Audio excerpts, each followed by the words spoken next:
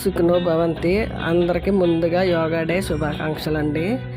నేను యోగాలో ఎలా చేరానన్నది, నాకు చాలా మైగ్రేన్ తలనొప్పి వచ్చేసేది. రాజమండ్రి వెళ్ళొస్తే 2 రోజులు లేచేదాన్ని కదా. అప్పట్లో 18 సంవత్సరాల క్రితం మా వారు జెమినీ టీవీలో చూసి యోగాలో చేర్పించారు. 3 డాబాల వీధిలో కామేశ్వరరావు గారి హాస్పిటల్లో, ఓల్డ్ హాస్పిటల్లో జరిగేది అది. తర్వాత 2-3 చోట్ల మార్చాక తర్వాత లాయర్స్ కాలనీలో యోగా స్రవంతి కట్టారండి. మా గురువు గారు వచ్చి కాశీ విశ్వనాథం గారు, ఇప్పుడైతే లేరు ఆయన.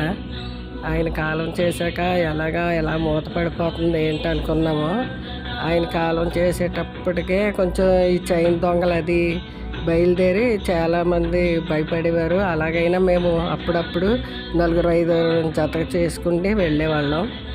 ఇంకా ఎలాగే ఇది మూతపడిపోతుంది అనేటప్పటికీ ఝాన్సీ గారు, కృష్ణమూర్తి గారు, వల్లి గారు, దుర్గ గారు ముందుకొచ్చి స్కూల్స్లో అది ఫ్రీగా చెప్పటం.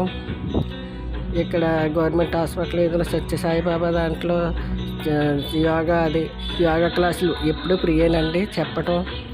మళ్ళీ అది నిలబెట్టారండి మా యోగా స్రవంతిని. ఆ సందర్భంగా సంస్కృత పాఠశాల ప్రిన్సిపాల్ గారు, మాస్టర్స్ వచ్చి వీళ్ళందరినీ అభినందించారు. నాకు చాలా సంతోషం అనిపించింది.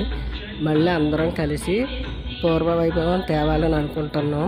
అలాగే ఆ మాస్టర్స్ ప్రశంసించేటప్పుడు కూడా పిల్లలందరూ టెన్షన్ లేకుండా ఈ సంవత్సరం బాగా పాస్ అయ్యారన్నారు. చాలా సంతోషం అనిపించిందండి.